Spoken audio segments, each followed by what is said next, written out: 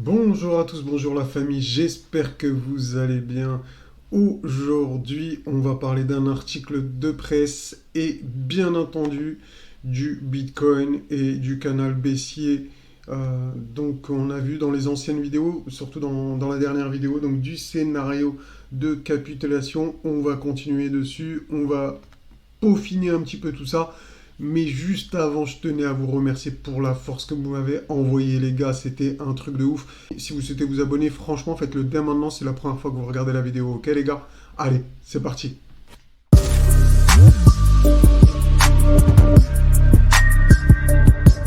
Voilà, voilà, les gars. Nous voilà sur un article de presse que je tenais à vous présenter aujourd'hui. C'est très rapide. On va en parler juste 2 minutes, hein. Euh, donc voilà, pour une fois que je trouve, enfin pas pour une fois, mais ça c'est un bon article de presse. Donc il dit, par exemple ici, pour qu'un marché baissier atteigne un plancher ultime, la part des pièces détenues à perte devrait être transférée principalement à ceux qui sont les moins sensibles au prix et avec la plus grande conviction. Donc c'est exactement ça pour une capitulation. Il y a des gens qui vont vraiment paniquer, vendre à grosse perte dans la panique totale. Et bien évidemment, ceux qui souhaitent accumuler, ceux qui ont la plus grande conviction, comme ils disent, vont acheter à des prix pendant la panique. C'est exactement ça. Et donc par rapport à ça, ils ont ajouté, ça c'est Glassnode qui dit ça, ils ont ajouté que le marché pourrait avoir besoin d'un risque de baisse supplémentaire pour tester pleinement la détermination des investisseurs et permettre au marché d'établir un fonds résilient. Et c'est exactement ce à quoi on s'attend ici sur cette chaîne. C'est exactement ce que je vous ai dit la dernière fois. Donc vraiment, ça, pour moi, ça se tient. Bon, c'est peut-être un biais de confirmation que j'ai trouvé, hein. Après, c'est pas, je ne l'ai pas cherché absolument. Je suis tombé dessus un petit peu par hasard. Et personnellement, je trouve que c'est pertinent parce que c'est vrai que c'est ce que je pensais. Pour résumer, ce qu'ils sont en train de dire, c'est qu'éventuellement, ils pourraient manquer un dernier coup de couteau pour faire craquer les mains faibles, entre guillemets. Ok? Donc voilà pour l'article de presse. Je vais pas insister plus longtemps là-dessus. C'était vraiment pour vous faire un petit point dessus. Voilà, on revient maintenant sur le Bitcoin, les gars. Donc restez bien attentifs. Maintenant, c'est de l'analyse, donc ça demande de la concentration. C'est pas un truc de ouf, mais si vous êtes bien concentré, vous allez très vite comprendre là où je veux vous emmener. Donc le canal baissier qu'on a vu. Alors je vous fais un petit retour en arrière parce que juste pour que vous ayez rapidement le truc, hein. Euh, alors aujourd'hui, j'ai quelques arguments en plus à vous montrer. Donc on a parlé de cette schématique. Écoutez, si c'est la première fois que vous tombez sur ma chaîne, je mets le lien de la dernière vidéo qui explique tout vraiment bien, qui est assez complet, donc ça dure 23 minutes. Donc je ne vais pas tout réexpliquer, il n'y a pas d'intérêt pour ceux qui ont déjà vu cette vidéo. Donc là, je vous mets le lien, les gars, si vous n'avez pas vu la dernière vidéo, je vous mets le lien, et maintenant je rentre dans les détails, ok? Donc voilà, nous voilà sur le canal baissier dont on a parlé la dernière fois. Donc ce qu'on peut voir pour ce canal baissier, c'est que là, je vous ai mis le tunnel Vegas, donc qui est une résistance dynamique, d'accord, qui s'adapte au prix du cours. Et comme vous pouvez le voir, euh, ici on a testé le ruban, et le tunnel Vegas plutôt, et le prix a chuté, d'accord. Jusqu'à là, vous me suivez. Ici, on a rebondi, on a testé le tunnel, et hop, on a recassé. Donc on voit bien que c'est vraiment que ça sert de résistance. Voilà. Hop. Et regardez aujourd'hui où nous en sommes. C'est qu'ici, alors je vais faire un zoom pour que vous puissiez voir un petit peu mieux. Hop. Donc là, voilà, on arrive ici, on a testé une fois le tunnel, on s'est fait rejeter. Donc hier, très bien. C'est ce à quoi je m'attendais. Et regardez maintenant, j'ai envie de vous montrer ceci, parce que c'est vraiment similaire, donc c'est ça qui est intéressant. C'est que regardez ici, donc on teste ici, hop, on descend, on reteste ici une ligne de support. Vous voyez, on a fait la congestion, tout ça, tout pareil, hein. Là, regardez, la zone la ligne de support, elle est ici. Donc, qui correspond vraiment à celle-là, hein. Je vous ai dit, le marché, il est symétrique, il aime bien faire deux fois la même chose. Je ne sais pas pourquoi, mais il aime bien être symétrique. Le marché est très très souvent symétrique. Moi, c'est ce que j'ai remarqué de mon expérience. Bien souvent, ça arrive. Donc les gars, je continue, restez bien attentifs. C'est vraiment simple, hein. Il n'y a pas besoin là de... c'est pas un niveau de ouf. Donc on teste ici le support. Hein, vous voyez ici là. D'accord. Hop. En fait, c'est un peu chiant. Et vous voyez. Et du coup, ensuite, on rebondit pour tester le canal. D'accord. Et donc, c'est ce à quoi je pense qu'on pourrait avoir dans les prochains jours. Donc, ça serait un rebond pour tester le canal et ensuite faire la capitulation. D'accord? Voilà. Donc moi, c'est mon scénario, c'est ce à quoi je pensais depuis le début. J'ai vu qu'aujourd'hui, en me réveillant, qu'on est bienvenu tester la ligne de support. Donc vraiment, ça se passe parfaitement. On va pas changer de plan. Vu que tout fonctionne, on va pas changer de plan. D'accord? Maintenant, je vais vous donner le scénario d'invalidation. Parce que c'est pas parce que tu as 99% de chance de réussir que tu vas réussir. Le 1%, il existe. D'accord? Donc, pour que ce soit clair dans l'esprit de tout le monde, que c'est pas une certitude, parce que j'ai eu ça dans les commentaires. Donc vraiment, je vais vous donner le scénario d'invalidation. Je l'ai donné la dernière fois, mais peut-être sur la vidéo de 23 minutes, le scénario d'invalidation, il a duré 1 minute. Donc peut-être que certains ont passé ça à la trappe.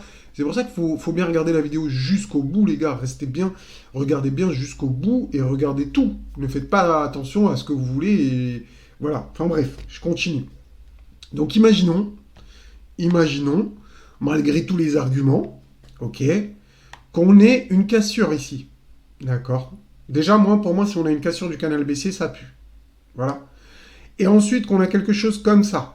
Qu'on revienne tester le canal, qu'on fait quelque chose, une sorte de support. Bah voilà, je m'attendrais à un scénario de rebond de plus grande ampleur.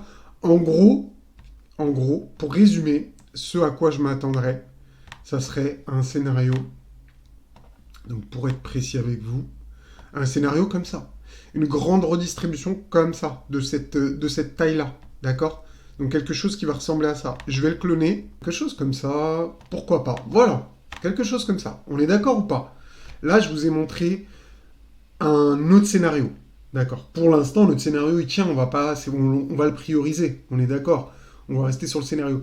Mais dans le cas où on a une cassure de la trendline, on ne s'attendra pas à une baisse directe vers les 10 000.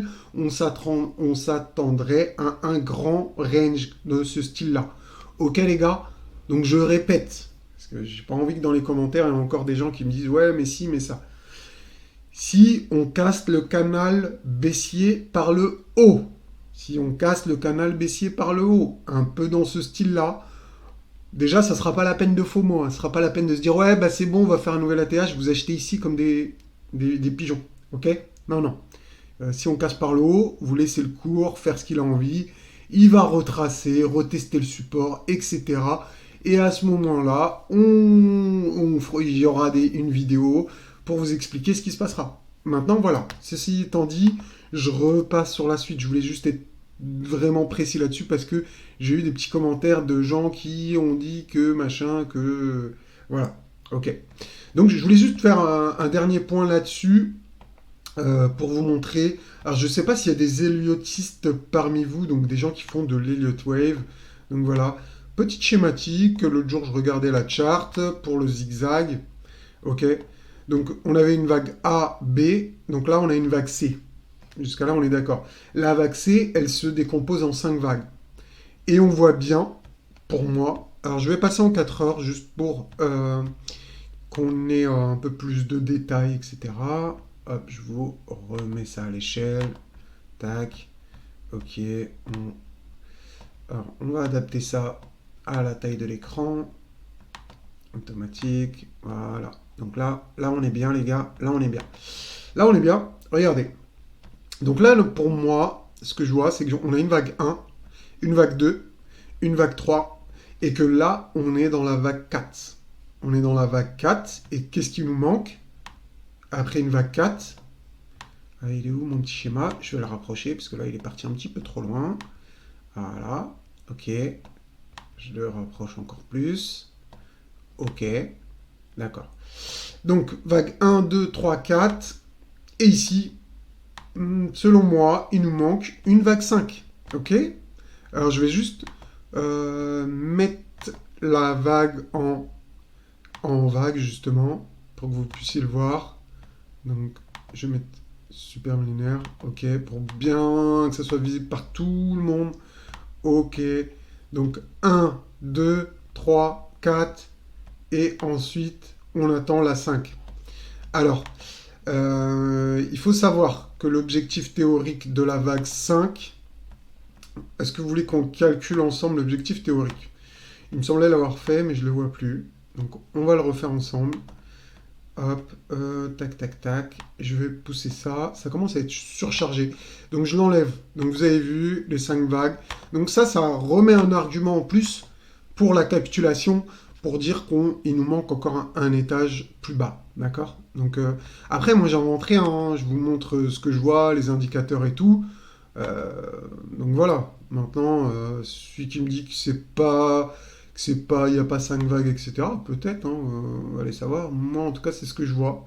Ça me saute aux yeux de mon expérience. Après, je suis pas non plus un pro du pro de l'éliothisme, j'en fais pas particulièrement. C'est juste que quand ça me saute aux yeux, bah voilà, je vous le dis, hein. Voilà. Donc là, on a calculé l'objectif de la vague 5 selon l'héliotisme. Ok. Donc selon l'héliotisme, on a la vague 5 qui atterrit à 3244. On est d'accord. J'invente pas, hein. C'est la règle, c'est comme ça. C'est 0,61 pour l'extension de la vague 5. Mais, sachant que c'est une capitulation à laquelle on s'attend, il faut savoir que les capitulations de mon expérience sont souvent plus profondes que l'extension théorique. Donc, qu'est-ce qu'on pourrait dire? Résumé, on pourrait dire que l'objectif minimal, il pourrait être à 13 250. On va arrondir, parce que 13 944. Donc, on va dire 13 250. L'objectif selon Elliott-Wave. Et ensuite, on avait vu qu'on avait des objectifs à 12 000, à 10 000, à 9 500, etc., etc. Donc, et même le bas du canal, hein, selon le jour où on va le taper, je pense que le bas du canal pourrait être un objectif pertinent. Donc là, par exemple, si c'est aux alentours du 15 juillet, ce qui fait super tôt, hein, mais bon, on ne sait jamais, ou quelque chose comme ça, du fin juillet, ça pourrait être dans les 10 000, d'accord? Donc on avait vu la zone de demande, le logarithmique régression, etc., etc. Donc voilà, et ben écoutez les gars, juste une dernière chose, si le scénario du rebond, si on casse le canal, etc., on pourrait avoir des opportunités sur les alts, et donc ces opportunités, elles se présentent sous cette forme. Par exemple, il y a AVAX qui fait une pattern de retournement. Si on casse ce pointillé rouge, comme ici sur le schéma, ok? Là, je vous l'explique pas le schéma, mais vous pouvez le voir juste en regardant que c'est très ressemblant. Donc mais nous, on regarde le BTC. En tout cas, moi, je regarde que le BTC d'abord. Si le BTC casse le canal baissier par le haut, je me dirais que les alts sont bonnes pour faire un joli rebond et qu'il y aura des beaux pourcentages à prendre sur les alts. D'accord? Donc on n'a pas de certitude, on privilégie un scénario, bah, c'est parce que si tu privilégies pas de scénario, tu peux pas avoir de plan. Donc on privilégie le scénario de la capitulation, mais si celle-ci, elle n'arrive pas, on va pas parler chinois, on va pas bégayer, on va l'accepter et on va s'adapter. Ok les gars? Pour moi, cette approche, elle est intelligente. On ne prend pas de risques inutiles. Je ne vais pas acheter du AVAX aujourd'hui, sachant que je peux me prendre un moins 50%, moins 60% en une semaine ou en 2 semaines. Ok les gars? Donc voilà, l'état d'esprit les gars qu'on a, c'est celle-ci. C'est une manière intelligente, une manière smart de réfléchir et de prendre des risques et des opportunités. D'accord? Vraiment super important. Donc voilà, cette vidéo, elle touche à sa fin. Je vous remercie énormément pour la force que vous m'avez envoyée, les gars. Je vous invite à partager cette vidéo comme vous l'avez fait la dernière fois. Là, il faudrait qu'on batte le record de la vidéo précédente, qui va être très difficile à battre, les gars. On a fait plus de 2000 vues sur la dernière vidéo. C'est énorme hein, pour une vidéo comme... Enfin, pour quelqu'un qui vient de commencer comme moi. Ça fait un mois et demi, on va dire, maintenant. Donc vraiment, je vous invite à partager. Merci pour toute la force que vous m'avez envoyée. Merci aux anciens, aux premiers qui m'ont toujours soutenu. Merci aux nouveaux qui se sont abonnés, qui ont même partagé, qui ont mis des commentaires. Franchement, donnez-moi votre point de vue. J'aime vous lire. Vraiment, c'est super important pour l'algorithme YouTube. Je suis fier de tout ce que vous avez fait pour moi. Et voilà, j'espère vous apporter... Enfin, c'est même pas j'espère, je compte vous apporter, les gars, des analyses de qualité comme ça, des arguments en béton. C'est Il n'y a personne aujourd'hui qui fait ça sur le YouTube. En tout cas, en France, je ne connais pas, aux États-Unis. Enfin, bref, on ne va pas rentrer dans les détails. Mais j'ai envie de vous apporter une nouvelle approche de l'analyse technique. Vraiment super simplement expliquée et accessible à tous. D'accord? Avec des arguments en béton. C'est pas du cheap. C'est pas de l'analyse cheap ici. C'est de l'analyse de qualité qu'on vous fournit. Voilà les gars, sur ce, je vous souhaite un bon mardi, une bonne semaine sous cette canicule. Voilà, voilà. Ciao, ciao.